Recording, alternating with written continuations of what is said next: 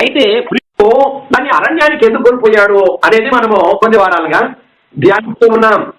అరణ్యంలో ముగ్గురు ఉన్నారు. తండ్రి అయిన దేవుడు అక్కడే ఉన్నాడు, కుమారుడైనటువంటి దేవుడు అక్కడే ఉన్నాడు, పరిశుద్ధాత్మ దేవుడు అక్కడే ఉన్నాడు. ముగ్గురు కూడా ఎక్కడున్నారు చెప్పండి? అరణ్యంలోనే ఉన్నారు. దేవునికి మహిమ కలుగును గాక. ఆమేన్, హల్లెలూయా. ఇప్పుడు అరణ్యానికి కొనుక్కోబడినటువంటి విశ్వాసి ఒంటరిగా లేడు. తండ్రి కుమార పరిశుద్ధాత్మ త్రిత్వ దేవుడు విశ్వాసికి అరణ్యంలో తోడుగా ఉన్నట్లు మనం చూస్తా ఉన్నాం. కాబట్టి ఈ అరణ్యాన్ని మనము ప్రేమించకపోతే ఈ అరణ్యం అనేది మనకు ఎలా ఉంటుంది చెప్పండి? చాలా కష్టతరంగా ఉంటుంది. అరణ్యాన్ని మనం ఏం చేయాలి? ప్రేమించాలి. అంటే అరణ్యం దేనికి సూచన? శ్రమలు, కష్టాలు, నిందలు, అవమానాలు. వాటికి ప్రభువు అనుమతిస్తున్నాడు, ప్రభువే అనుమతిస్తున్నాడు. కాబట్టి ఇవి ప్రభు ద్వారా నాకు అనుమతించబడ్డాయి, ఇవి నాకు మేలు అని మనం గుర్తించి మనల్ని మనం ప్రభువుకు వాటిని ప్రేమించకపోయినట్లయితే మన జీవితం కష్టతరంగా మారిపోతుంది. ఉదాహరణకి ఇశ్రాయేల్ ప్రజలంతా పాత నిబంధనలు ఏమైపోయారో చెదిరిపోయారు. చెదిరిపోయినటువంటి ఇశ్రాయేలు జనాంగం పాత నిబంధనలో దేవుడు 3 ముఖ్యమైనటువంటి పండుగల గురించి చెప్పాడు. ఆ 3 పండుగలు యెరూషలేముకు వచ్చి వాళ్ళు దేవాలయంలో దేవుణ్ణి ఆరాధించాలి. ఏం చేయాలి చెప్పండి?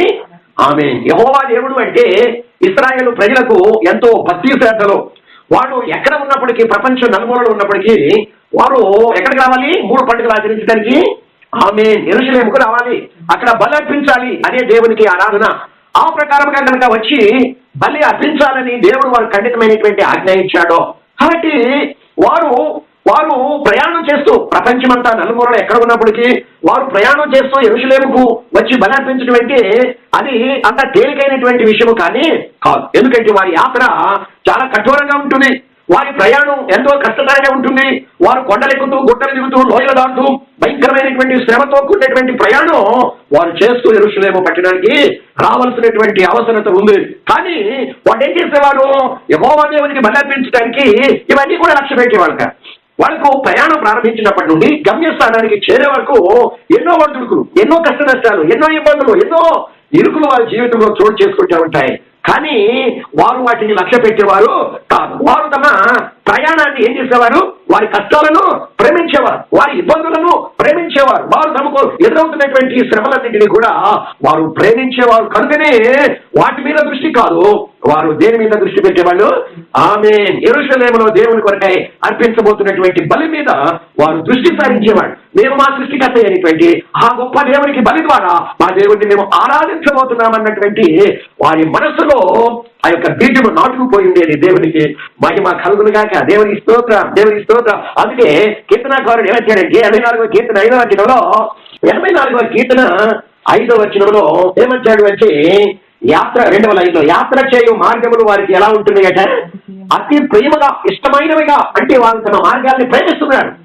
కష్టమైన, ఇరుకైనా, నష్టమైన, శ్రమ అయినా ఏమండి వారు దేని వైపు చూడలేదో తాము ఎదురయ్యే కష్ట నష్టాల వైపు, శ్రమల ఇబ్బందుల వైపు చూడలేదు. కానీ వారి దృష్టి అంతా కూడా యెరూషలేముకు చేరుకున్నట్టు, సృష్టికర్త అయినటువంటి దేవుణ్ణి ఆరాధిస్తున్నట్టు వారు దృష్టి వాటి మీద ఫోకస్ చేసేవాడు. కాబట్టి ఈ కష్టాలు వారికి కష్టాలుగా కనపడేవి కాదు, ఈ యొక్క శ్రమలు వారికి శ్రమలుగా కనపడేది కాదు. వాటిని ప్రియమైన వాటిగా ఎంచి వాటిని ప్రేమించేవాడు. దేవుని బిడ్డ, దేవుడు యేసు రక్తము చేత కడగబడినటువంటి నిన్ను ఆయన మనల్ని కనానుకు లేక పరలోకానికి నిత్యమైన మహిమకు పాత్రులుగా చేయాలని ఆయన ఆకాంక్షిస్తూ ఉంటూ ఉన్నాడు.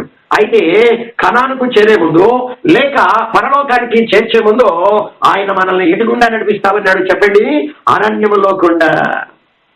పరలోకానికి యేసు రక్తంలో కడగబడిన వాళ్ళంతా, యేసునందు విశ్వాసం ఉంచిన వాళ్ళంతా, దేవుని మందిరానికి వెళ్లే వాళ్ళంతా, దేవుని ఆరాధించే వాళ్ళంతా కూడా పరలోకానికి అర్హులు కాదు. కారణం ఏంటి అంటే వాళ్ళలో చెప్పండి, రక్షణ పొందిన తర్వాత కూడా, బాప్తిసం పొందిన తర్వాత కూడా దేవుణ్ణి ఆరాధిస్తూ ఉన్నటువంటి దినాలలో వాళ్ళలో ఇంకా ఏం చోటు చేస్తుంది? భ్రష్ట మనస్సు, ప్రాచీన స్వభావం. అది తొలగిపోతే తప్ప పరలోక రాజ్యములకు హక్కుదారులు కారు. ఎవరు పడితే వారు పరలోకానికి అర్హులు కానీ కాదు అంటున్నాడు. ప్రకటన గ్రంథం చివరి అధ్యాయము చివరి పేజీలో చూడండి. ప్రకటన గ్రంథము 22వ అధ్యాయము 14వ వచనంలో జీవవృక్షములకు హక్కు గలవారై గుమ్మముల గుండా ఆ పట్టణంలోనికి ప్రవేశించినట్లు తమ వస్త్రములను ఉదుకుకునేవారు, ఒక్కలో మాంత్రికులు, వ్యభిచారులు, నరహంతకుల విగ్రహారాధికుల అబద్ధమును ప్రేమించి జరిగించు ప్రతి వాడును పరలోక రాజ్యములకు హక్కుదారుడు కారు అనే సత్యాన్ని దేవుని పిల్లలమైనటువంటి మనము గుర్తించాలి. మనం చదువుకున్నాం గలతీ పత్రిక 5:21 కన్నా 2 వారాల క్రితం మనం చదువుకున్నాము. ఎఫెసీ పత్రిక 5వ అధ్యాయము 3 నుండి 5 వచనాల వరకు మనం చదువుకున్నాము. దేవుని బిడ్డలారా, 1 కొరింథీ పత్రిక 6వ అధ్యాయం 9-10 వచనాలలో అక్కడ మూడు పత్రికల్లో పౌలు గారు జ్ఞాపకం చేస్తున్నాడు.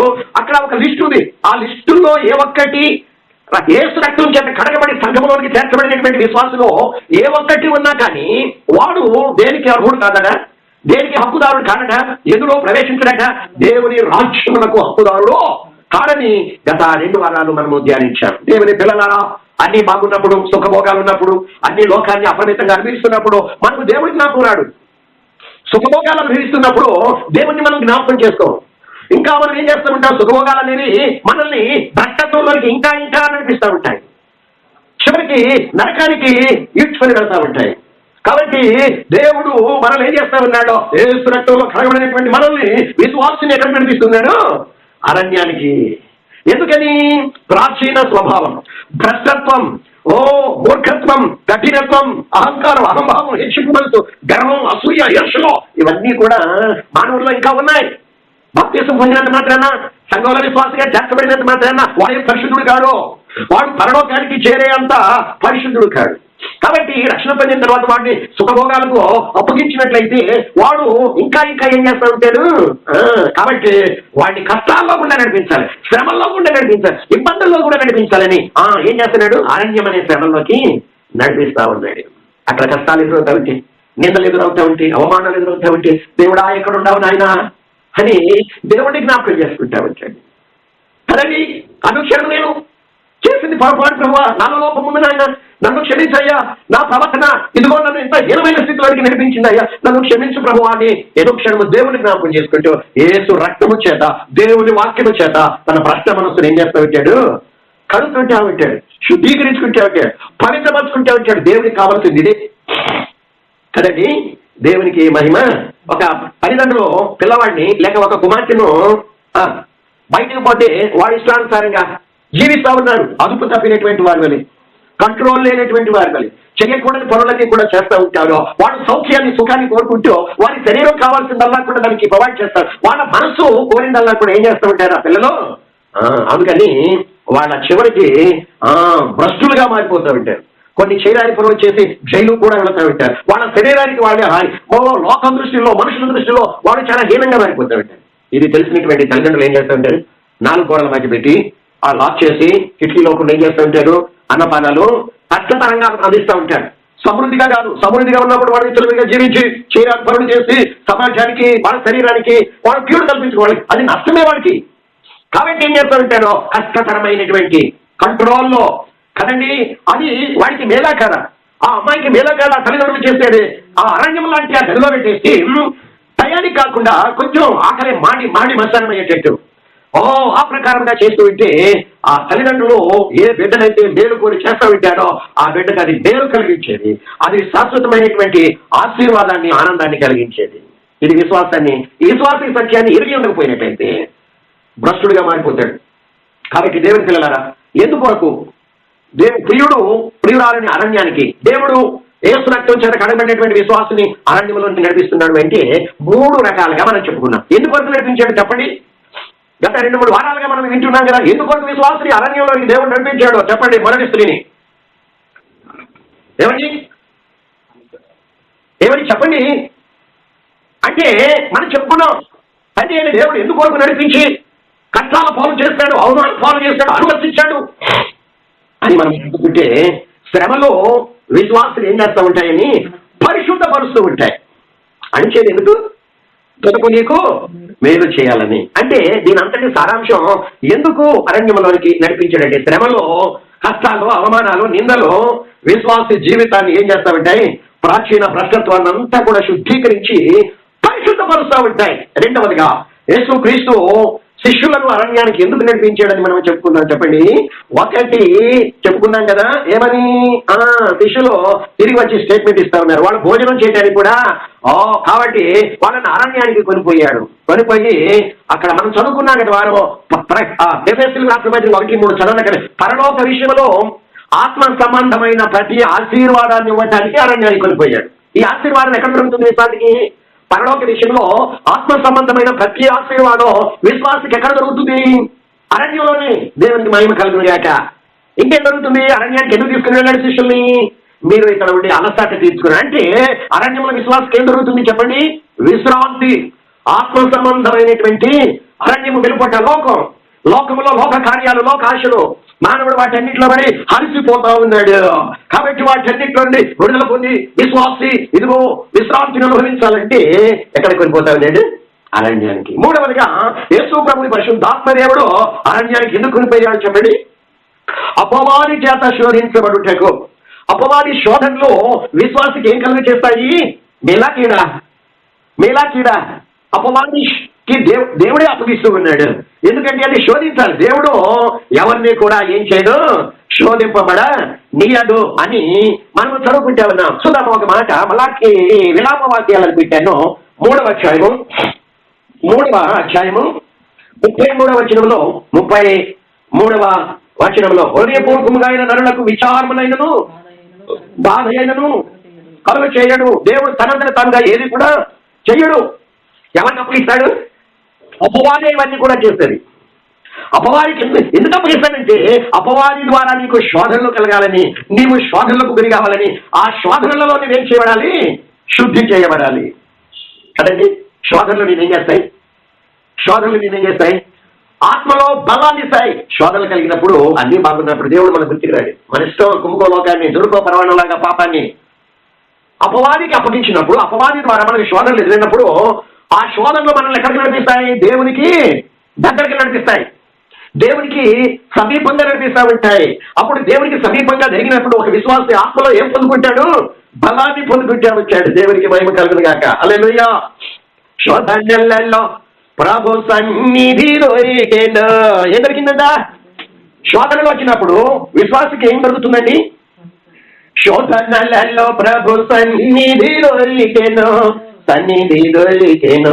వేదన లేదన భూమిగా మారెను, భూమిగా మారెను.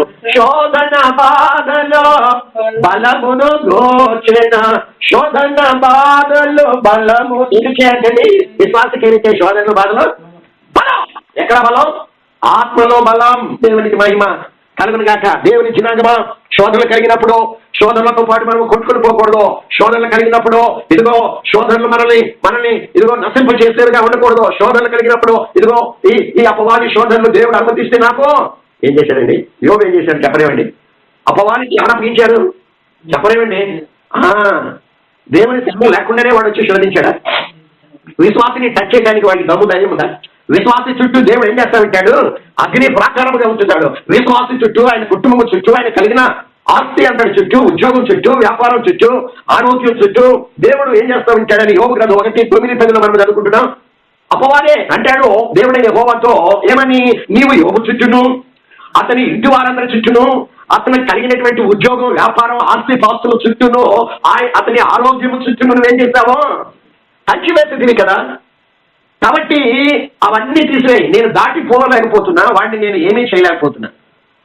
ఆ చుట్టూ అగ్ని ప్రకారం తీసివేయి, చుట్టూ కంచి తీసివేయి అంటే దేవుడు ఏం చేశాడు?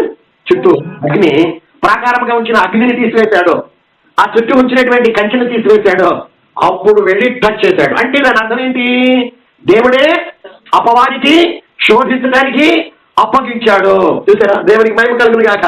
దేవుని సెలవు లేకుండా మన జీవితంలో, అంటే దేవుని హస్తాల్లో జీవిస్తున్నటువంటి విశ్వాస జీవితాన్ని అపవాది టచ్ చేయడానికి వీలు లేని, మిగతా వాడు దేవుని చేతిలో లేనివాడు వాడి చుట్టూ ఏ ప్రకారం ఉండదు.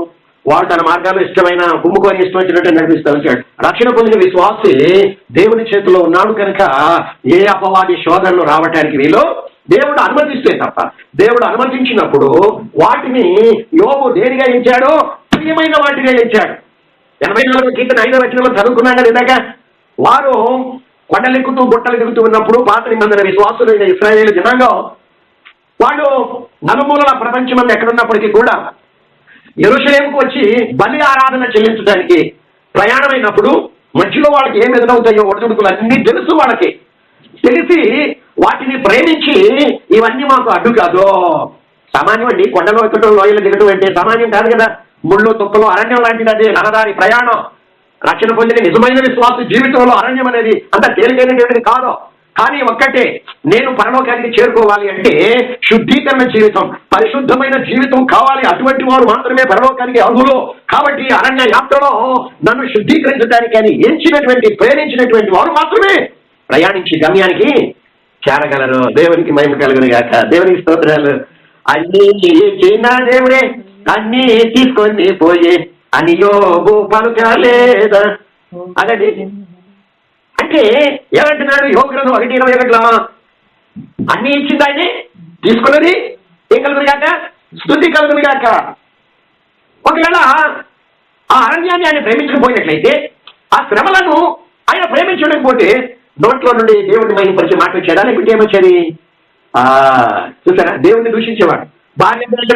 భార్య కష్టాలు శ్రమలు బాధలు తట్టుకోలేక ఏమయ్యా ఇదిగో ఆ దేవుడిని దూషించి నీవు కూడా దూషించబడుతుంది. ఆ అరణ్యాన్ని ఆయన ఏం చేయట్లేదు, ప్రేమించడం లేదు. చూసారా దేవుని బిడ్డలారా, మనం ఆత్మీయ ప్రయాణంలో ఉన్నామన్న సత్యాన్ని ఈ మార్గంలో అనేకమైనటువంటి ఒడిదుడుకులు ఎదురవుతూ ఉంటాయి. వీటిని దేవుడే మనకు అప్పగించాడు. కాబట్టి వాటిని మనం ప్రేమించాలి అనేది దేవుని యొక్క ఆ లేఖనం మనకు హెచ్చరిక చేస్తుంది. మనము ప్రేమించాలి. భక్తులు ఏమంటున్నారు చెప్పండి, అది నాకు ఏమంటున్నాడండి 119వ కీర్తన 67వ వాక్యంలో వారం చదువుకున్నాం, 71వ వాక్యం కూడా చదువుకున్నాము. నీ వాక్యము గైకొనున్నట్లు, నీ కట్టడలను నేను గైకొనున్నట్లు శ్రమ నుండి ఉండుట నాకు మేలు. శ్రమలు నాకు మేలు అంటున్నాడు. ఎవరన్నా అంటాడండి? నిజమైన విశ్వాసి, పరలోకాన్ని ప్రేమించేవాడు, పరలోకంలో చేరాలనుకుంటున్నటువంటి వాడు. ఈ శ్రమలు దేవుని సెలవు లేకుండా నాకు కలిగినవి కావు. ఈ అపవాది శోధనలో దేవుని సెలవు లేకుండా, అనుమతి లేకుండా నాకు కలిగినవి కావు. కాబట్టి దేవుడే వీటికి అప్పగించాడు. అపవాది శోధనలకు ఇందులో నాకు మేలు, నాలో మస్తు తొలగించి ఆత్మలో బలం పొందుకుంటానికి దేవుడు నాకు నియమించాడని విశ్వాసం ఏంచి నానాటికి ఏం పొందుకుంటాడని ఉంది. మరలా చదివితే 84వ కీర్తన 5వ వచనంలో వారు యాత్ర చేయో మార్గంలో వారికి అతి ప్రియంలో వారు ఏం పొందుకుంటున్నారంట? ఆ యాత్రలో మొదటి లైన్లో 5వ వచనం, నీ వలన బలముందు మనుషులు అపవాది శోధనలు వాళ్ళు ఏం పొందుకుంటున్నారు? ఆత్మలో బలం. అబ్బా, ఏం పొందుకుంటున్నారండి? ఇంకా మనం కిందికి వెళ్ళగలిగినట్లయితే బైబిల్ గ్రంథం ఏమని చెప్తుంది అంటే, దేవునికి మహిమ కలుగును 7వ వచనంలో వారు నానాటికి బలముపై బలం, బలంపై బలం, బలంపై బలం నొందుచు ప్రయాణము. నానాటికి ఎంత శోధనలో ఎక్కువ అవుతున్నాయో వారు అంత అధికంగా ఆత్మలో ఏం పొందుకుంటున్నారండి? బలాన్ని.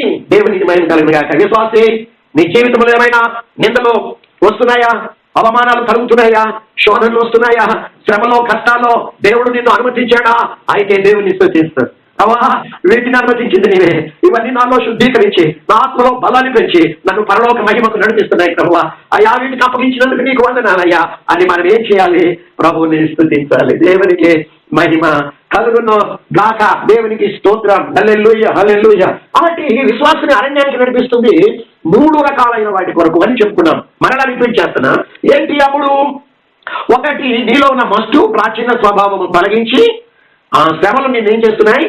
పరిశుద్ధపరచడానికి అరణ్యంలోనికి. రెండవదిగా, పరలోక విషయంలో ఆత్మ సంబంధమైన ప్రతి ఆశీర్వాదము తీర్చి ఆత్మలో నీకు విశ్రాంతిని కలుగ చేయడానికి అరణ్యంలోనికి నడిపించాడు. మూడవదిగా, అరణ్యంలోనికి ఎందుకు నడిపించాడంటే నీవు ఆత్మలో బలం పొందుకుంటానికి నిన్ను అరణ్యానికి. ఈ 3 నీకు ఏం కలగజేస్తా ఉన్నాయి? మేలు. ఈ 3 నిన్ను అడుస్తున్నప్పుడు అవి 3 ఇన్ని రకాలైన మేలండి, ఇన్ని రకాలైన ఆశీర్వాదాలు. ఈ 3 కూడా నేనేం చేస్తా ఉంటాయి? కొనిపోయి ఎత్తి పరలోకంలో ఎక్కడ కూర్చుండి పెడుతున్నాయట? ఎఫెసీ పత్రిక 2వ అధ్యాయం 7వ వచనంలో పరలోక ముందు కూర్చుండి పెడుతున్నాయట. ఈ 3 కూడా నేనేం చేస్తున్నాయి? ఈ అరణ్యమే లేకపోతే పరలోకంలో మహిమ లేదు. ఈ 3 కనుక లేకపోతే పరలోక సింహాసనం అనేది నీకు ఉండదు. ఈ 3 కూడా ఒక విశ్వాసం ఏం చేస్తున్నాయి? అరణ్యంలో కూడా నడిపించి అనుక్ష ఆత్మలో బలాన్నిచ్చి నిత్యమైన మహిమకు కారకులుగా చేస్తా ఉన్నా. ఎఫెసీ పత్రిక 2:7 ఆయన మనలను పరలోకమందు కూర్చుండబెడుతూ ఉన్నాడట. విశ్వాసి, ఇది నీకు మేలా కాదా? ఈ యాత్రను ప్రేమించాలి. ఈ యాత్రను ఇదిగో ప్రేమగా ఎంచాలి. ఈ యాత్రలో నీవు ప్రభువుని స్తుతించాలి, ప్రభువుని మహిమపరచాలి. వా, వీటికి నన్ను అప్పగించినందుకు నీకు వందనాలయ్యా అని ప్రభువుని మనం ఏం చేయాలి? నిజంగా ఒక విషయాన్ని మనకు జ్ఞాపకం చేయాలని పరిశుద్ధాత్మ దేవుడు ఎంచుతూ ఉన్నాడు. ఏంటి అంటే, వాస్తవంగా ఐగుప్తు నుండి కనానుకు 11 రోజులు ప్రయాణాలే. 11 రోజులు ప్రయాణం. ఎన్ని రోజులండి? ఎక్కడి నుండి ఎక్కడికి? ఈజిప్ట్ టు కనాన్ ఎన్ని రోజుల ప్రయాణం? 11 రోజులు. ఆ మాట ఎక్కడుంది? ద్వితీయోపదేశకాండంలో మొదటి అధ్యాయము 2వ వచనము. మొదటి అధ్యాయము 2వ వచనంలో మనం చూసినట్లయితే హోరేబు నుండి సెయూరు మన్యపు మార్గముగా కాదేషు బర్నేయ వరకు 11 దినాల ప్రయాణం. జస్ట్ వాళ్ళు ఏం చేశారు చెప్పండి? వాళ్ళు ఏం చేశారు? ఎర్ర సముద్రం దాటారు. దాటంగానే ఏమొచ్చింది? అరణ్యం వచ్చింది. అరణ్యంలో వాళ్ళకు వస్తువులు ఎదురైంది ఏంటి? హోరేబు నుండి సెయూరు మన్యపు మార్గం కూడా ప్రయాణం చేసినప్పుడు కాదేషు బర్నేయ వరకు అంటే దాదాపు యోర్దాను నది అది. అక్కడే ఎవరో మోషే మరణించాడు. కనానికి అరణ్యానికి మధ్యలో ఏముంది చెప్పండి? యోర్దాను యువతల ఎవరో మోషే మరణించాడు. నువ్వు చూస్తావు కానీ నువ్వు పర్వతం ఎక్కించాడు. నువ్వు పర్వతం పైకెక్కు పదా అని పైకి తీసుకెళ్ళాడు మోషేని. తీసుకుని వెళ్ళి అక్కడి నుండి చూడు, నా ప్రజలను నటిస్తూ వచ్చావే, నేను నా ప్రజలను ఇదిగో అక్కడికి నేను కొనుక్కోబోతున్నాను, కాబట్టి నువ్వు చూడు, నువ్వు చూస్తావు కానీ అందులో ప్రవేశించో అని దేవుడు ఆయనకు జ్ఞాపకం చేసినటువంటి. కాబట్టి అది ఏంటి ఆ ప్లేసు? కాదేషు బర్నేయ. ఉదాహరణకి మనం చూడగలిగినట్లయితే సంఖ్యాకాండము 20వ అధ్యాయము. సంఖ్యాకాండము 20వ అధ్యాయం మొదటి వచనం 7వ వచనం. 20వ అధ్యాయము మొదటి వచనము. ఏమండి? సంఖ్యాకాండం 20వ అధ్యాయము మొదటి వచనము తర్వాత 7వ. మొదటి నెల యందు ఇశ్రాయేలీల సర్వ సమాజము సీను అరణ్యములకు రాగా ప్రజలు ఎక్కడ దిగారంటారు? కాదేశులో దిగారు. ఎక్కడ దిగారు? ఇందాక మనం చూస్తేనే ద్వితీయోపదేశకాండం మొదటి అధ్యాయం 2వ వచనం. ఆ కాదేశ్ ఇది. 7వ వచనంలో మనం చదువుకుంటే అంతటా యెహోవా మోషేకు ఇలా సెలవిచ్చును, నీవు నీ కర్రను తీసుకొని నీవును నీ సహోదరుడైన అహరోనును ఈ సమాజమును పోగు చేసి వారి కనుల ఎదుట ఆ బండతో మాట్లాడు, అది నీకు నీళ్లు ఇస్తుంది అన్నాడు. అర్థమవుతుందండి? ఎక్కడిదంతా తతంగం సన్నివేశం? కాదేషు బర్నేయ.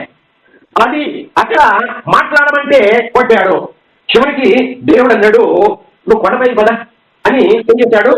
కొండ శిఖరానికి తీసుకొని వెళ్ళాడు. 24వ వచనంలో అహరోను తన పితలతో చేర్చబడతాడు. ఏలైనా మెరీబానీయుల యొద్ద మీరు వెనక నా మీద తిరుగుబాటు చేశారు కనుక నేను ఇశ్రాయేలీయులకు ఇచ్చిన దేశంలో అతడు ప్రవేశించుడు అన్న రీతికి 28వ వచనం 2వ లైన్ చివరిలో అహరోను కొండ శిఖరాన్ని చనిపోయాడు. అంతేకాకుండా మనం చూసినట్లయితే ద్వితీయోపదేశకాండం 32వ అధ్యాయము 48 నుండి 52 వరకు కూడా అహరోను అక్కడ మోషే మరణించినట్లు మనం చూస్తున్నాం. అయితే దేవుడు ఏం చేస్తున్నాడు? ఇప్పుడు నువ్వు మరణిస్తావయ్యా, నువ్వు కనానులో ప్రవేశించవయ్యా అని మోషేకు దేవుడు చెప్పిన స్థలం కాదేషు బర్నేయ అని సంఖ్యాకాండం. చివరికి అది ఎక్కడ ఉంది? ద్వితీయోపదేశకాండం మొదటి అధ్యాయం మొదటి వచనం. మొదటి వచనం అంటే మొదటి అధ్యాయము మొదటి వచనంలో యోర్దాను యువతల అరణ్యంలో ఉంది కదండి. ఇప్పుడు మోషే ఎక్కడున్నాడు? యోర్దానికి యువతల, అక్కడే మరణిస్తావు అన్నాడు. మనం చదువుకున్నాం 2వ వచనంలో ద్వితీయోపదేశకాండం 1:2లో హోరేబు నుండి సెయూరు మన్యపు మార్గమున కాదేషు బర్నేయ వరకు 11 దినాల ప్రయాణం కదండి. ఆమేన్. ఆ రోజు ద్వితీయోపదేశకాండము అంటే ఐగుప్తులో వాళ్ళ ఇశ్రాయేలు స్థితి ఎలాంటిది, దేవుడు ఎన్ని మిరాకిల్స్ చేసి వాళ్ళని విడిపించాడు, ఇక్కడికి ఏ రీతిగా నడిపించాడు, దేవుని ఎంత ప్రేమమేదు, ఎన్ని అద్భుతాలు, ఈ విషయాలన్నీ కూడా జ్ఞాపకం చేసిన ద్వితీయోపదేశకాండం. ఈ మొదటి అధ్యాయము ద్వితీయోపదేశకాండం నుండి 32వ అధ్యాయం వరకు ఇంతవరకు జరిగిన విషయాలన్నీ కూడా ఐగుప్తు నుండి విడుదల పొంది ఇక్కడికి చేరేంత వరకు ఈ విషయాలన్నీ కూడా మనం ఏం చేస్తున్నాడు? రిపీటెడ్ గా వాళ్ళకి జ్ఞాపకం చేస్తున్నాడు. మీరు ఇదిగో నన్ను శోధించారు, దేవుడు నన్ను అక్కడ ప్రవేశించడంటున్నాడు, కాబట్టి ఈ రోజే నేను మరణించబోతున్నాను, కాబట్టి మీకంటే ముందుగా నడవడానికి యెహోషువ నాయకుడిగా దేవుడు నియమించాడు, నాకు లోబడినట్లు మీరు ఆయనకును లోబడాలని. ద్వితీయోపదేశకాండం అంతా కూడా నిర్గమకాండము, లేవియాకాండము, సంఖ్యాకాండము అన్ని కూడా జ్ఞాపకం చేస్తూ వచ్చి చివరికి అక్కడ చనిపోయాడు. సరే, ఇదంతా ఎందుకు చెప్తున్నానంటే ఎర్ర సముద్రం దాటిన వెంటనే అక్కడి నుండి ఇక్కడ చెప్పండి యోర్దాను నది ఓతల అంటే మోషే చనిపోయేంత వరకు 11 రోజులే. జస్ట్ నది దాటితే ఇంకేమొచ్చింది? కనాన్ వచ్చింది. కానీ దేవుడు ఏం చేస్తున్నాడు అంటే చెప్పండి, దేవుడు ఏం చేస్తున్నాడు అంటే వాళ్ళని సమీప మార్గం గుండా అంటే 11 రోజులు ప్రయాణం గుండా నడిపించడం లేదు. మనం చూడగలిగినట్లయితే నిర్గమకాండం 13వ అధ్యాయం 18వ వచనం. నిర్గమకాండం 13వ అధ్యాయము 18వ వచనం. అయితే దేవుడు ప్రజలను చుట్టూదారియగు ఎర్ర సముద్రపు అరణ్య మార్గమున నడిపించాడు కదండి. చుట్టూదారియగు ఎర్ర సముద్రపు అరణ్య మార్గమున ఇశ్రాయేలీలో అంటే చూడండి 17వ వచనం 4వ లైన్లో సమీపమైనను ఆ మార్గమున దేవుడు ఏది 3వ వచనం చివరిలో ఫిలిష్తీయుల దేశము సమీపమైనను ఆ మార్గము గుండా వారిని దేవుడు నడిపించలేదంట. చుట్టూ దాని ఎర్ర సముద్రపు అరణ్య మార్గము గుండా ఎందుకు దేవుడు ఇశ్రాయేలు నడిపించాడు అంటే 11 రోజులే. వాళ్ళ కనుక ఫిలిష్తీయుల మార్గం గుండా ఐగుప్తు నుండి ఫిలిష్తీయుల మార్గం గుండా కనాను చేరాలంటే 11 రోజులే. కానీ ఫిలిష్తీయుల మార్గం గుండా కాకుండా 11 రోజులు ప్రయాణం చేసి తీసుకెళ్లకుండా అరణ్యంలో గుండా చుట్టూ దాని అరణ్యంలో కూడా నడిపించి 40 రోజులు చేశాడు. 11 రోజుల ప్రయాణాన్ని అరణ్యం బయట కూడా నడిపించాల, అరణ్యం లోపల కూడా వెళితే 40 రోజులు. ఎందుకనండి? సుఖ సౌఖ్యాల్లో వెళతావు, దేవుళ్ళ భ్రష్ట మనసు వాళ్ళలోనే ఉంటుంది, ఆ తొలగిపోదు. అలాంటి వారు పరలోకంలోకి అర్హులు కాదు అని మనం ఎన్నో వాక్యాలు చూసాం. కాబట్టి అరణ్యంలో కూడా 11 రోజులు కాకుండా 40 రోజులు కూడా ఎందుకు నడిపిస్తున్నాడు అంటే ఈ అరణ్యంలో కష్టాలు శ్రమల ద్వారా వాళ్ళు సుఖ సౌఖ్యాల ద్వారా చేసే పాపాలన్నీ కూడా మానివేసి వీళ్ళు కష్టాలు వాళ్ళని భ్రష్ట మనసుల నుండి కాపాడి రక్షిస్తాయి అని. అయితే 11 రోజుల ప్రయాణాన్ని దేవుడు 40 రోజులు చేస్తే వీళ్ళేం చేశారు చెప్పండి? 40 సంవత్సరాలు చేసుకున్నారు. 40 రోజుల ప్రయాణాన్ని 40 సంవత్సరాలు అంటే శ్రమలను కష్టాలను వాడు ఎక్కువ చేసుకున్నారండి.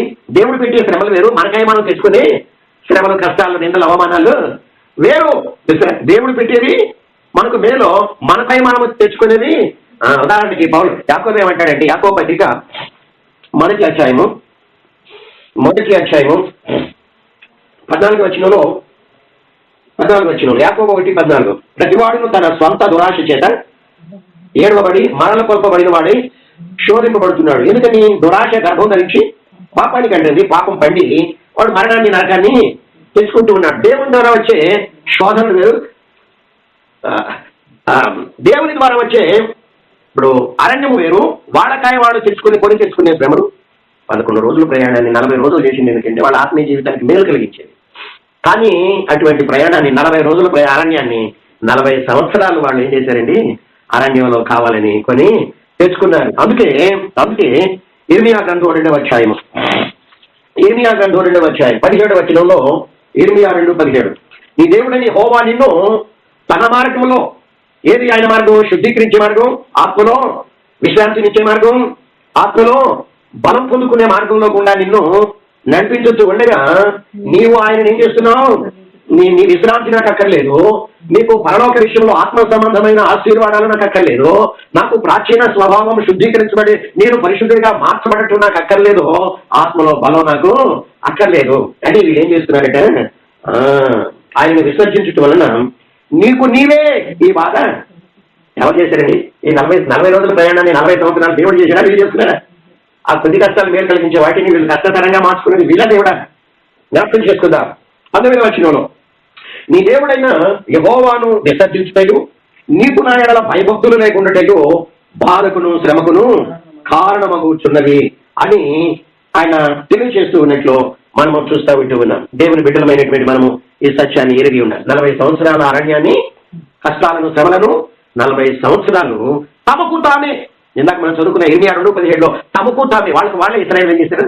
ఈ 40 సంవత్సరాలు కూడా అంగాలలో దేవుడు ఒక మంచి మార్గం, అది అరణ్యమే కావచ్చు, అరణ్యం శ్రమలో వాళ్ళని అణిచడం ద్వారా ఎన్నో ఆశీర్వాదాలు అదే పరలోకానికి నడిపించి మహిమగల సింహాసనం మీద కూర్చుండబెట్టడం చేస్తుంటే దేవుడు చే శ్రమలను తృణీకరించి విసర్జించి వాళ్ళకు వాడే కష్టాలు కొని తెచ్చుకుంటూ ఉన్నట్లు మనము చూస్తున్నాం. అంటే 40 రోజులు ప్రయాణాన్ని 40 సంవత్సరాలు తెచ్చుకున్నారంటే ఇది యాడింగ్ కాదు, మల్టిప్లై కాబట్టి ప్లస్ కాదు, ఇది ఇంటూ 10 + 10 ఎంత అవుతుంది? 100. 10 × 10 ఏమండి? 10 + 10 20 అవుతుంది. 10 × 10 100. అలా అర్థమవుతుందా? పరిశుద్ధ గ్రంథం అంతా లెక్కలతో, గణితంతో కూడి, మ్యాథమెటిక్స్తో కూడింది. 10 + 10 20. కానీ వాళ్ళు ఏం చేస్తారు? 10 × 10 10 100. యాడింగ్ కాదు, మల్టిప్లై. శ్రమకు మల్టిప్లై అవ్వడానికి కారణం ఏంటి అంటే ఇందాక మనం చదువుకున్నాము, తమకు తామే అని చదువుకున్నాం. ఉదాహరణకి కొన్ని విషయాలు జ్ఞాపకం చేసుకొని ముగించుకుందాం. ప్రభు అక్కడ ఆలస్యమైతే వచ్చే వారం కొనసాగించుకుందాం. నిర్గమకాండ 12వ అధ్యాయం, సంఖ్యాకాండం 12వ అధ్యాయము 16వ వచనంలో 12-16 తర్వాత జనులు హజేరోతు నుండి సాగి పారాను అరణ్యంలో దిగిరి. ఇక్కడికి వచ్చిన తర్వాత దేవుడు అన్నాడు 13వ అధ్యాయము 2వ వచనంలో దేవుడు అన్నాడు, మోషే కనానుకు కొంతమంది పెద్దల్ని వేరు చూడడానికి పంపించు అని దేవుడు చెప్తే 12 గోత్రాల్లో గోత్రం ఒకటింటికి 12 మంది పెద్దల్ని పిలిపించి మీరు వెళ్ళండి, ఎక్కడికి? కనాను వెళ్ళండి. వెళ్ళి ఏం చేస్తారంటే అక్కడ స్టేట్మెంట్ పట్టుకురండి.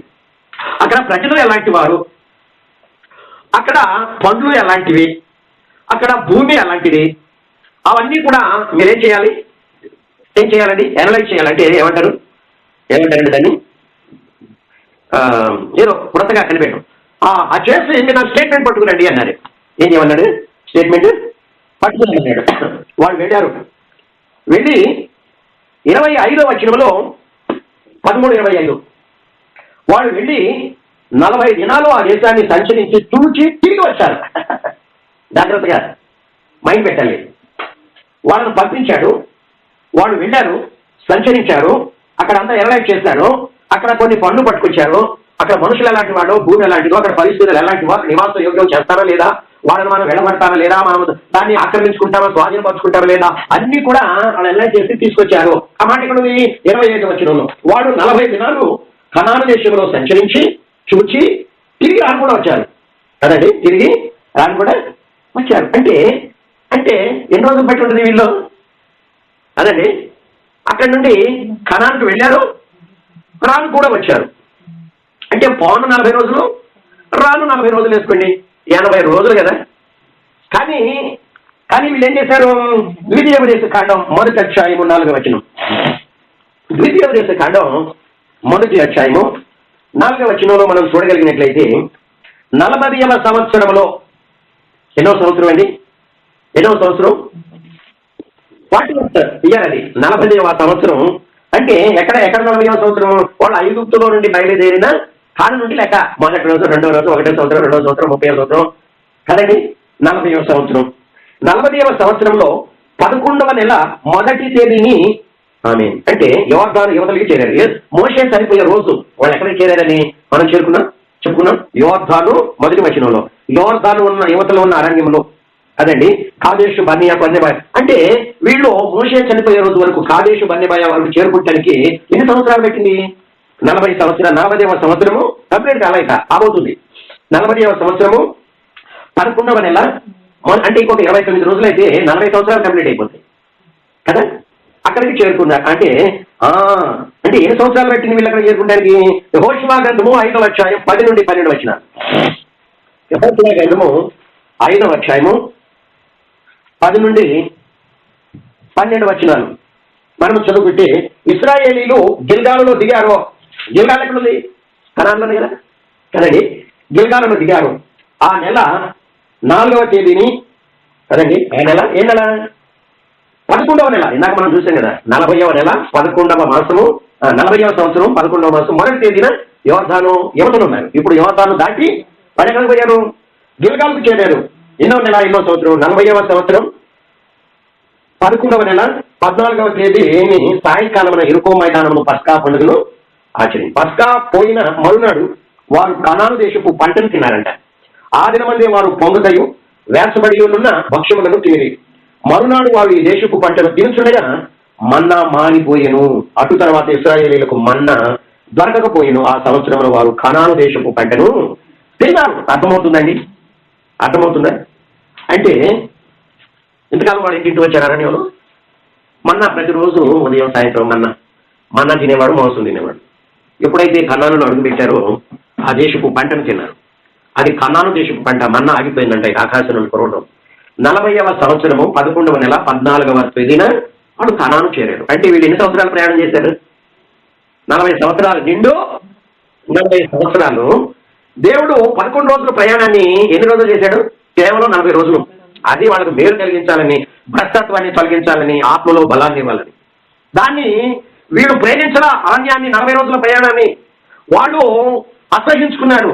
దేవుని మీద తిరుగుబాటు చేశారో, వాడు కష్టతరంగా ఇచ్చారో, ఇదిగో మాకు నీళ్లు లేవు, మాకు తిండి లేదో, మాకు మాంసం లేదో, ఇదిగో అని పలు రకాలుగా వాళ్ళు దేని వైపు దృష్టి సారించారు? కనాను వైపు కాకుండా దేని వైపు అండి?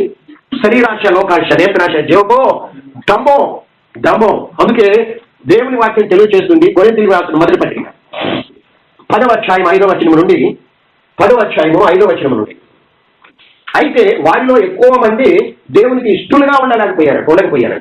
కనుక అరణ్యంలో సంహరింప. కారణం ఏంటి? దేవునికి ఇష్టలుగా ఉండకపోవడానికి కారణం ఏంటి? అరణ్యంలో వాడు నశించడానికి కారణం ఏంటి అంటే 6 రకాలైన విషయాలు. ఏంటవి అంటే 7వ వచనంలో ఒకటి తినటానికి త్రాగటానికి కూర్చుండి ఆడుటకు లేచారట. ఆత్మీయ యాత్రలో ఇవన్నీ పనికిరావండి. బైబిల్ గ్రంథం ఏమని చెప్తుంది? రోమాపత్రిక 14 చదవనక్కర్లేదు. కానీ దేవుని రాజ్యం ఏమండి భోజనము పానము కాదు, కానీ పరిశుద్ధాత్మలో నీతి సమాధానం. పరిశుద్ధాత్మలో దేవుని రాజ్యం తింటం త్రాగటంతో ఉండదట. అలా కానీ వీళ్ళు ఏం చేశారు? జనులు తినుటకు త్రాగుటకు కూర్చుండి ఆడుటకు. రెండవది ఏంటి? 7వ వచనం 2వ లైన్లో కొందరి వల్ల మీరు విగ్రహారాధన ఏం పెట్టుకున్నారండి? నందిని పెట్టుకొని ఇదో మోషే ఏమైపోయాడు, అదేమైపోయాడు, మాకంటే ముందుగా కణాలు నడవడానికి ఏం చేయాలో విగ్రహాన్ని. అయితే అన్నాడు అహరోను, మీ చెవులకి ముక్కులుకున్నా అవన్నీ అగ్నిలో వేసి పోకరతో చెక్కి నందిని విగ్రహాన్ని దాన్ని వాళ్ళు ఏం చేయడం ప్రారంభించారు? ఆరాధించడం ప్రారంభించారు. ఐగుప్తులో కనీవిని అరగలింతలో వేడులు చేసి విడిపించి కనీవిని అరగలింతలో ఎర్ర సముద్రం అడ్డంగా వస్తే పాయలుగా చీల్చి 6 నెలల ముందు నడిపించి అరణ్యంలో వాళ్ళకి అనేకమైనటువంటి ఆశీర్వాదాలు ఇచ్చి నడిపిస్తుంటే దేవుని అద్భుతాల వైపు దేవుని మహిమ వైపు చూసి దేవుని కనపరచకుండా వీళ్ళు ఏం చేయడం ప్రారంభించారు?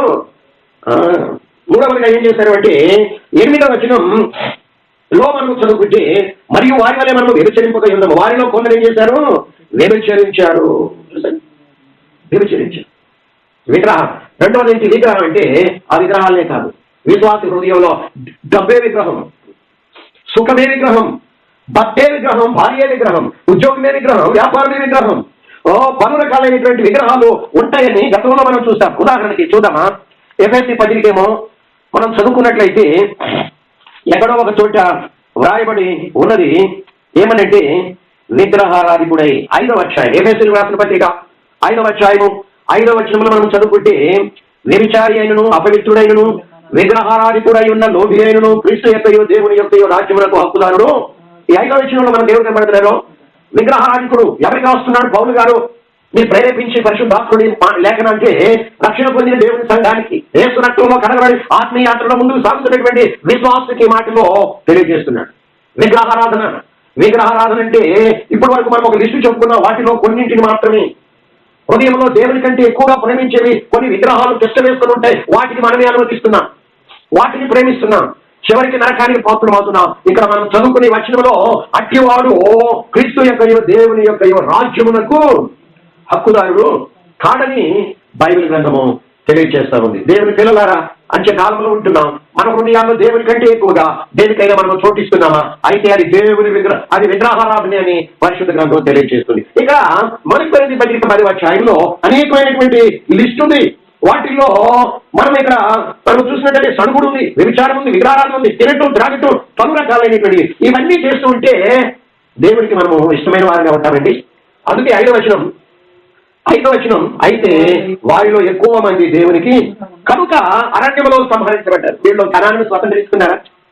ఏమండి? విడిపించారు, విడుదల పొందారు, బాప్తిసం పొందారు, పరిశుద్ధాత్మ ఓటలు త్రాగారు. అయినప్పటికీ కూడా వారు వాగ్దాన భూమిని స్వతంత్రించుకున్నారు. అబ్రహాము ఇస్సాకు యాకోబులకు చేసినటువంటి వాగ్దానం ఇదిగో నీ సంతానమును దీనిని స్వాధీనపరుస్తారని వాగ్దానం అయితే ఉంది. వాగ్దానం ఉంది కానీ దాన్ని స్వంతం చేసుకోలేకపోయినటువంటి భ్రష్టుడు. కారణం ఏంటి అంటే వాళ్ళ దృష్టి దేని మీద లేదు?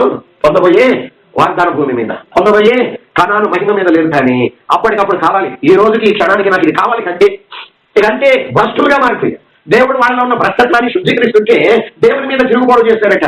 ఏం చేశారండి? దుఃఖపరిచారట. మనం చదువుకుంటే యెషయా గ్రంథములో మనము చూసినట్లయితే దేవునికి మహిమ కలుగును గాక, దేవునికి స్తోత్రం. 63వ అధ్యాయం యెషయా 63:10 ఆయనను వారు దేవుడు నడిపిస్తుంటే అరణ్య మార్గం గుండా దాన్ని ప్రేమించకుండా దేవుని మార్గాలను, దేవుని ఆజ్ఞలు కట్టడలను, దేవుని ఆత్మ మీద వాళ్ళు ఏం చేశారటండి? తిరుగుబాటు చేశారట. ఆయన పరిశుద్ధాత్మ దుఃఖమే చేశారట. దేవుడు ఆయనకి విరోధంగా దేవుని పరిశుద్ధాత్మలో దుఃఖపరచుకుడి బైబిల్ గ్రంథం తెలియజేస్తుంది. దేవుని మీద మనం తిరుగుబాటు చేస్తున్నామేమో, దేవుని ఆత్మ మీద మనం తిరుగుబాటు చేస్తున్నామేమో, దేవుని వాక్యం మీద తిరుగుబాటు చేస్తున్నామేమో. లొంగని మీ హృదయాలను మీరేం చేయాలి? దేవుని వాక్యమునకు లోబరచాలని వ్రాయబడి ఉంది. ఇక్కడ లేవియాకాండం 26:41 లొంగని మీ హృదయములను దేవుని వాక్యమునకు లోబరచాలి, దేవుని ఆత్మకు లోబరచాలి, దేవునికి లోబరచాలి. వాళ్ళ ప్రయాణం ఎంత కష్టంగా మారిందండి. 40 దినాల ప్రయాణం 40 సంవత్సరాలుగా మారి కష్టాలు అధికం చేసుకున్నారు, శ్రమలు అధికం చేసుకున్నారు, బాధలు అధికం చేసుకున్నారు. పైగా దేవుని దూషించి దేవుని మీద తిరుగుబాటు చేయటం. మన జీవితాన్ని ఉదయకాలం పరిశీలన చేసుకుందాం. ప్రభా, నీవు అరణ్య మార్గము గుండా, ప్రభా ఈ మార్గాన్ని నీవు నా కొరకు నియమించావయ్యా. ఇదిగో ఇందులో గుండా నేను యాత్ర చేస్తూ నేను కణాన్ని చేయాలని ప్రభా, ఈ మార్గాన్ని నేను ప్రేమించాలి. ఇందులో నాకు ఎన్నో లాభాలు ఆశీర్వాదాలు ఉన్నాయి ప్రభా, దీన్ని నేను ధృవీకరించకూడదయ్యా. ఇదిగో నీ మార్గాలను నేను ఇదిగో అవిధేయత కలిగి తిరుగుబాటు చేయకూడదు ప్రభా అని మనం ఏం చేయాలి? అంత్యకాలంలో ఉంటున్న మనము ప్రభువుకు సమర్పించుకోవాలి. బిడా, ప్రభు అతి త్వరలో రాబోతున్నాడు. ఒకవేళ ఈ క్షణంలో కనుక వచ్చినట్లయితే, ఈ క్షణము దేవుని మీద తిరుగుబాటు చేసే మనస్తత్వం కనుక ఉంటే, లోకాశ శరీరాశలు అనుభవించే భ్రష్ట మనస్సు కనుక మనలో ఉన్నట్లయితే, మనము ఏ గుంపులో ఉంటాము? ఎత్తబడే గుంపులో ఉంటామా, లేక విడవబడే గుంపులో ఉంటామా? మనలో మనము ఏం చేయాలి? పరిశీలన చేసుకోవాలి. తలలో వచ్చున్నాం, కన్నీరు కాల్చుగా అటువంటి భ్రష్ట మనసు, కఠిన హృదయం, మొండి బ్రతుకు, నాశనానికి పెట్టుకొని పోయే అటువంటి రోత జీవితం కనుక మనలో ఉన్నట్లయితే, మనం ఈ మధ్యాహ్న కాల సమయం ప్రభువుకి సమర్పిస్తుందా? ప్రభు నన్ను క్షమించయ్యా, నీ మార్గములు మాకు బహు ప్రియమైనటువంటివిగా ఉండునట్లు దేవా, పాలో ఉన్నటువంటి కల్మషమని దాగు మడత కడిగివేన ఆయన, మమ్మల్ని శుద్ధీకరించాయా, మమ్మల్ని శుద్ధులుగా చేయ ప్రభు, మమ్మల్ని పరిశుద్ధపరుచుదా ఆయన అని ప్రభుకు మనం అప్పగించుకుందామా? మనం అప్పగించుకుందామా? యోబు దేవుడే అపవాదికి అప్పగించాడు, దేవుడే అడుస్తున్నాడు, దేవుడే సమస్తమును కూడా తొలగించి వేశాడు. 10 మంది బిడ్డలు చనిపోయారు, భార్య విడిచిపెట్టి వెళ్ళిపోయింది, శరీరంలో ఉన్నటువంటి ఆరోగ్యం అంతా కూడా క్షీణించిపోయింది, స్నేహితులు వచ్చి దూషిస్తున్నారు, పొలం పంట గట్ర ఆస్తు పోస్తులన్నీ కూడా తొలగిపోయాయి, ఒక్కడే మిగిలిపోయాడు, నిస్సహాయ స్థితిలో ఉన్నాడు. అయినా కానీ దేవునికి స్తోత్రము కలుగుగా కానీ దేవుని స్తుతిస్తున్నాడు. అన్ని ఉన్నప్పుడు దేవానికి స్తోత్రం అంటున్నావా? కష్టాలు వచ్చినప్పుడు ఏ దేవుడు అయ్యా అని దేవుని ధృవీకరించి దేవుని మీద తిరుగుబాటు చేస్తున్నావా? నిత్యముగా మన జీవితాలను పరిశీలన చేస్తున్నాం. 11 రోజుల ఫిలిస్తీన్ల దేశము గుండా కనుక నడిపించినట్లయితే, వీళ్ళ భ్రష్ట మనస్సుతో కనానులో ప్రవేశించలేరు, భ్రష్ట మనస్సుతో పరలోకంలో ప్రవేశించలేరు. అట్టివారు పరలోకంలో అర్హులు కాదు. వీళ్ళలో ఉన్న భ్రష్టత్వం అంతా కూడా శుద్ధీకరించబడి పరిశుద్ధపరచబడాలంటే అరణ్య యాత్ర అవసరమే. వీళ్ళకి అరణ్యంలో కష్టాల ద్వారా వీళ్ళు అణచబడాలి. అప్పుడు వాళ్ళు శుద్ధీకరించబడాలి. వాళ్ళు ఆత్మ సంబంధమైన ప్రతి ఆశీర్వాదము అక్కడ పొందుకోవాలి. ఇదిగో అపవాది శోధనలు అరణ్యంలో ఉంటాయి. అదిగో అవి కలిగినప్పుడు దేవునికి సమీపంగా వచ్చి ఆత్మలో బలం పొందుకొని వాటిని జయించగలరు అని దేవుడు వాళ్ళను ప్రేమించి ఈ 3 రకాలుగా వాళ్ళని శుద్ధీకరించి పరలోకానికి కొనిపోవాలని ఆకాంక్షిస్తూ 11 రోజుల ప్రయాణాన్ని 40 రోజులుగా చేస్తే వాడు దేవుని మార్గాలను వాడు ప్రేమించగా తిరుగుబాటు చేసి 40 దినాల ప్రయాణాన్ని 40 సంవత్సరాలు చేసుకున్నారు. తమకు తామే అరణ్యంలోనే సంహరించబడ్డారు. పరలోకానికి కనానుకు యాత్ర వారు చేరలేకపోయారు. మన జీవితాలను పరిశీలన చేసుకుందాం. దేవుని బిడ్డ, అరణ్య యాత్ర అనేది అది ఎంతో కాలం కాదు, అది కేవలం 40 దినాలే. అటు తర్వాత కనానులో ఎన్ని ఆశీర్వాదాలు ఉన్నాయో, కట్టని ఇల్లు, నాటని చెట్లు, కరువు అనుకున్న దేశంలో లోయలు గల ప్రాంతం. ఎందుకంటే నీరు దిగువకు ప్రవహిస్తూ ఉంటుంది. నీరు ఏ ప్రాంతంలోనైతే నీరు సమృద్ధిగా ప్రవహిస్తూ ఉంటుందో ఆ ప్రాంతంలో కరువు ఉండదు. సస్యశ్యామలంగా 365 రోజులు పంట పండుతూనే ఉంటుంది. అక్కడ ఇనుము, ఇత్తడి, రాగి త్రవి తీయవచ్చు. బహు బ్లెస్డ్ కంట్రీ అది. పరలోకంలో కూడా అంటే ఎన్నెన్ని ఆశీర్వాదాలు. అవన్నీ నీ సొంతం చేయాలని, అవన్నీ నా సొంతం చేయాలని, వాటన్నిటిని మన సొంతం పరలోకంలో ఉన్న ఆశీర్వాదాలన్నీ నిక్షేత్రంలో చేర్చి మనం సొంతం చేయాలని ఆయన మనం నడిపిస్తూ ఉండగా, జల్లెడ పడుతూ ఉండగా, మనలో గడ్డి ధాన్యమంతో పొట్టెంతో తెలుసుకోవాలని నడిపిస్తూ ఉండగా, మనము దేవునికి ఇష్టం లేని ఇశ్రాయేలీలు అనేక మంది వల్లే మనం ఉంటున్నామా, లేక ఆ ఇద్దరు వల్లే ఉంటున్నామా? ఆ ఇద్దరే 6,03,550 మంది యాత్ర ప్రారంభిస్తే గమ్యానికి చేరింది 2 మాత్రమే. ఎక్కువ మంది దేవునికి ఇష్టమైన జీవితం జీవించగా అరణ్యంలో నశించారు, సంహరించబడ్డారు.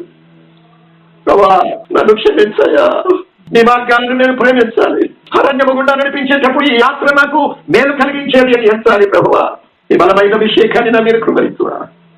అదే ప్రభు సన్నిధిలో ప్రార్థన చేద్దామా? ప్రేమ కలిగించండి పరిశుద్ధుడా, మీ ఘనమైనటువంటి నామానికి స్తుతులు చెల్లిస్తూ ఉన్నాం. ప్రారంభించినటువంటి ప్రభా ఈ యొక్క నాయన ఆరాధనలో ఇంతవరకు మీ సన్నిధి మాతో ఉంచి బలపరిచినందుకు మీకు వందనాలు. అతి త్వరలో రాబోతున్నారు, పరిశుద్ధుల్ని కొనుక్కోబట్టడానికి రాబోతున్నారు ప్రభువా. దేవా, నీవు నాయన మా కొరకు అరణ్యమును ఆయన సిద్ధపరిచినప్పుడు అందులో మేము సడగక గుణగక వాటిని ప్రేమించి ఇష్టంగా అందులో కూడా ప్రయాణం చేస్తూ మా ప్రభువా, అదిగో నాయన కష్టాల వైపు కాకుండా, ఆ నిందల అవమానాల వైపు కాకుండా మా దృష్టి అంతా పొందబోయే ఆ నిత్యమైన మహిమ మీదనే నాయన మేము ఫోకస్ చేసి దాన్ని అందుకుంటానికి, అందులో ప్రవేశించడానికి నీ కృపను బలముగా మా అందరి మీద కుమరించమని ప్రార్థన చేస్తున్నాం తండ్రి. నీ స్తోత్రాలు ప్రభు. విని విడిచిపెట్టి లోకంలో కలిసిపోయే వారి వల్లే మేము భ్రష్టత్వంలోని పోకుండా, ఏవైతే మేము ప్రభువా మా కళ్ళ ముందు ప్రభువా మీరు కళ్ళ కట్టినట్లు నీ మాటలు మా ఎదుటి పెడుతున్నారో మేము ఏ రీతిగా జీవిస్తే నా తండ్రి పరలోక రాజ్యాన్ని స్వతంత్రించగలమో మాకు తెలియజేస్తున్నారు. వాటిని బట్టి మీకు వందనాలు. వాటిని అనుసరించి అంతము వరకు నడుచుకొని కొద్ది రోజులు ఏర్పడే పరిశుద్ధ సంఘంలో మేమందరం చేర్చబెట్టడానికి సహాయం చేయమని ప్రార్థన చేస్తున్నాం. దినవారం జీవితకాలం అంతా కూడా మమ్మల్ని యావత్తు మా బిడ్డల కుటుంబాలన్నింటినీ కూడా కృపాస్థాలకు అప్పగించుకుంటూ ఉన్నాం. మీ కృప ద్వారా మీ మార్గాలు మమ్మల్ని అందరినీ చేయబట్టుకున్నంత వరకు నడిపించండి. ప్రపంచం అంతటా ఎక్కడైతే ఆరాధన జరుగుతున్నాయో దైవ సేవకులను అభిషేకించి బలంగా వాడుకున్న ఆయన వారి కుటుంబాలన్నింటినీ దీవించండి. వారి సంఘ సేవ పరిచయను ఆశీర్వదించండి. సార్వత్రిక సంఘాన్ని మా ప్రభువా మీ కృపాస్థాలకు అప్పగించుకుంటూ ఉన్నాం. మీ కృప ద్వారా, మీ ఆత్మ ద్వారా, మీ వాక్యము ద్వారా ప్రభా సార్వత్రిక సంఘంలో ఉన్న భ్రష్టత్వాన్ని కూడా తొలగించి ప్రార్థన చేస్తున్నాం. దేవా మీకు వందనాలు. ప్రాంతంలో భారతదేశంలో నశించిపోతున్నటువంటి కోట్లాది మంది ప్రజలు ఉంటున్నారు. అటు వారి ఆత్మరక్షణ కొరకే విజ్ఞాపన చేస్తున్నాను ప్రభువా.